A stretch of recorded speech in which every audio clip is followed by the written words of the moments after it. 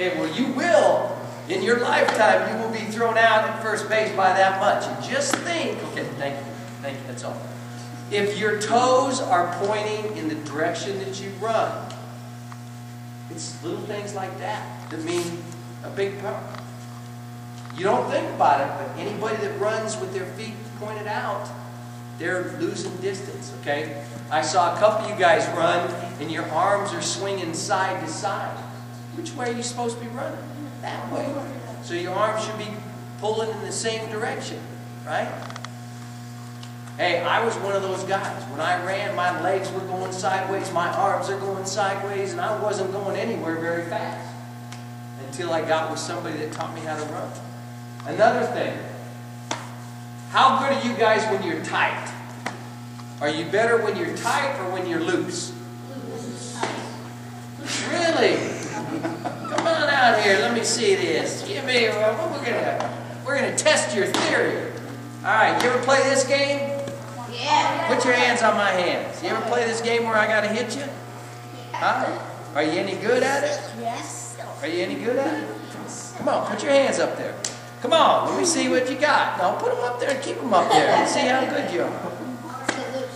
Huh? What about nothing good? Okay. Now I want you to do something. Not everybody else answered loose. I think you might have been the only one that said tight. You said tight? Oh, we gotta know. Come on out here. Okay. You guys think you can handle this game tight? Okay. I want you guys to put your hands tight. Make your arms as tight as you possibly can. Okay? You got them tight? Come on, make them tight. No. Tight as you possibly can. Okay? Now try to get me. Now keep them tight. Keep them tight. Try to get me. Come on. Tight. Tighten them up. Let's go. Come on. Okay? Tight. Go. Tight. Look at your eyes. No. Come on. Tight. Yeah, it's loose. Tighten them up. Make your arms tight. Now go. Come on.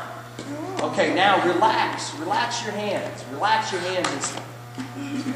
Relax. What's quicker? Loose. Loose. Right? The whole idea, when you guys are relaxed and loose, your muscles and your reaction time is quick. So you see these guys running to first base and they're gritting their teeth. All the way to first base. I'm telling you what, they're slow. If you ever want to watch a guy that's fast, watch a track meet on television and you watch the superstars of track run and their faces are loose and they're jiggling and they're just really relaxed. We used to do this when I was in college. We would take a potato chip. Seriously. Take a potato chip and put it between your fingers. Alright? When you ran, you would run, and if you gripped it tight, you'd smash those potato chips and just crumble them up. But the guys that would run and be able to hold them lightly in their hands would stay loose. Alright? And you think it's funny, and it is kind of funny, but the fastest runners in the game of baseball, in any sport, are loose. Very relaxed when they run. Okay? So, when you guys are grinding to first base and you're working really hard, stay relaxed. Stay relaxed. I would do. Alright. Again, you guys, when you're running, we're working our arms in the direction that we're running. Alright? We try to make sure that we point our toes at the position that we're running to. Alright? Another thing, too. A lot of you guys, when you were stealing, first thing I saw, a lot of you guys would get too low or you're standing up too high. If you're too low, what do you got to do? Stand up. If you're too high, what do you got to do? Get down. So we want to be in that athletic position, so when we make our crossover, we're going to stay almost at the same height. Alright? And as you take off, you will gradually raise up as you're running. But I saw a lot of guys do this. Okay? That's wasted time. This is wasted time. Alright? You watch really good base runners, they cross over and they stay low, and as they start running, then they come up into the height. It's very important. Those first 3 steps are explosive. Okay?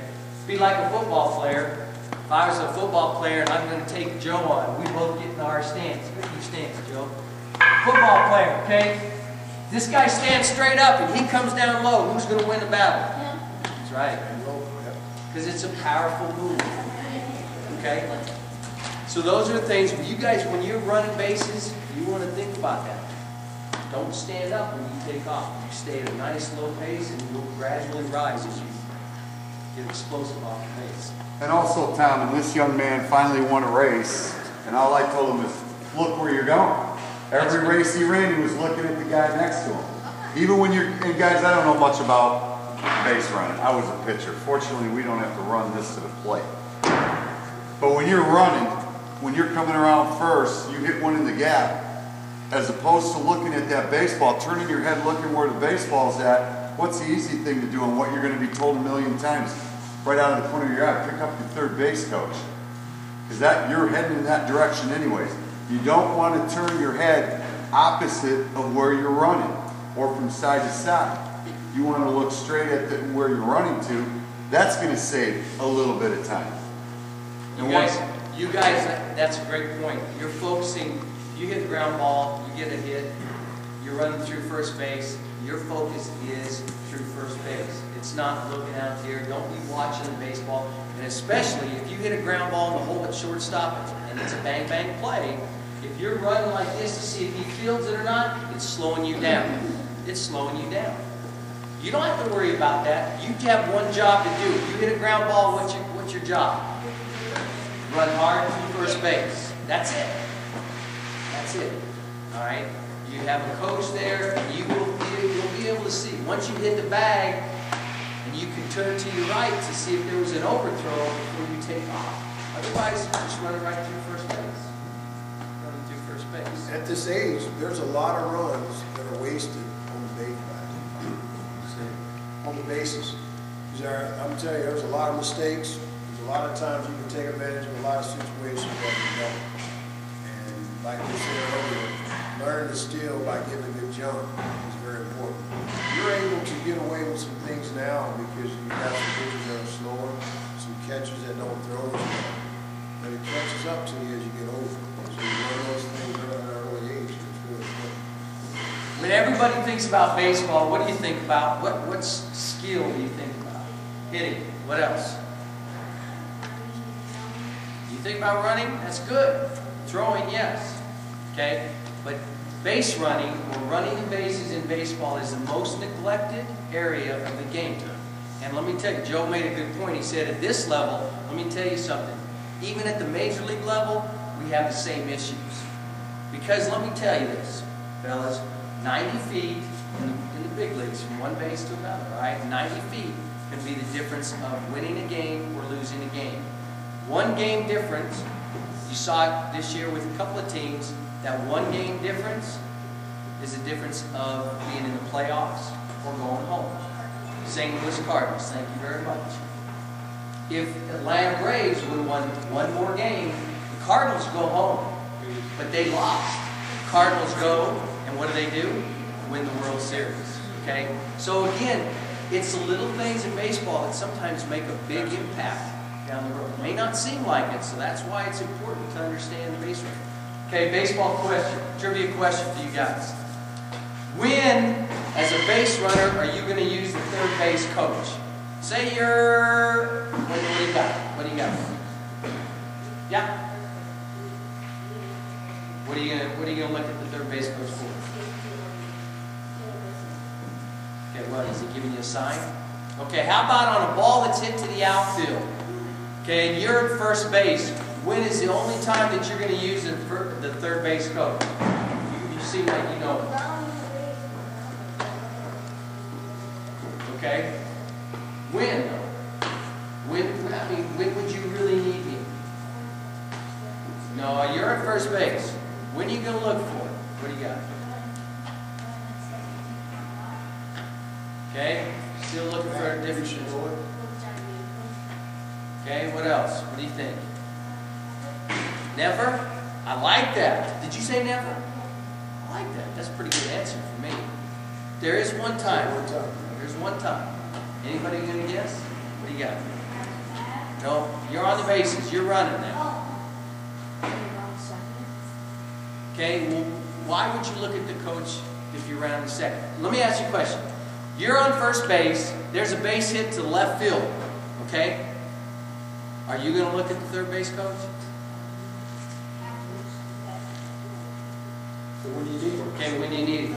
What do you got? If it's going out in the outfield, if you're like halfway to second, you look at the coach telling you if he's telling you to go. Where? Where in the outfield? Like, Ah, Where you running? say it. There you go. Right Why- field. why is that? Why? right field, you get a chance to be. You can't see it. You can't see it. It's behind you. This is baseball trivia, guys. Now, some coaches are going to say different. Some coaches are going to want you to always look at it, okay? I'm telling you how we teach it at the major league level. You only need a third base coach when you're running the bases one time, and that's if the ball's hit behind you. In other words, if I'm at first base and there's a base hit to right field, now, if I want to see where the ball is, I got to turn around like this and look back here to see what's going on. That's going to slow you down. So now, that's the only time, now when I'm running, I'm checking out that third base coach because once I hit the bag and then pick him up again, he's going to, keep coming. Otherwise, I got to turn around and look to see where the ball is. Every other time the ball's hit the outfield, it should be in front of you, and you guys can tell yourself whether or not you're going to get there. Right? It's a good answer. Yes. It's a good answer. It's good, really. There's times when I'm coaching third base and I see the ball hit to left field and you're coming around second, and you'll look at me, I'll do it right away, right there. And I'll let you know, you can see that ball's in front of you. You don't need me for that.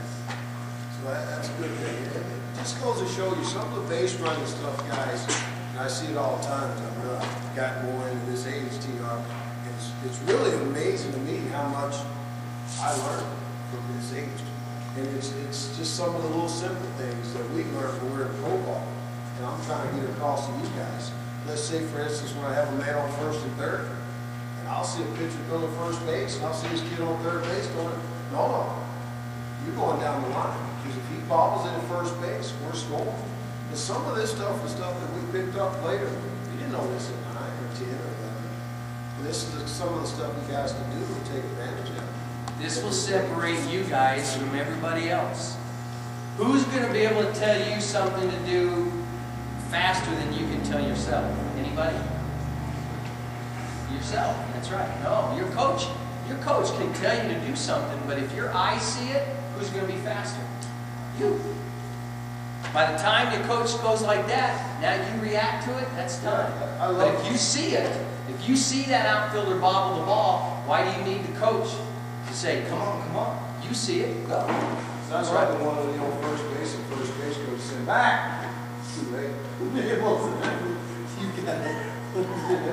You got to know it. You see that left-hander? You got a sneaky left-hander that's got that locked on and you can't read it. All right, everybody understand that? Anybody not understand that? So what are you going to use your third base coach when you're running the bases? Ball's behind you. Okay? Balls that are behind you. Got it? Good job.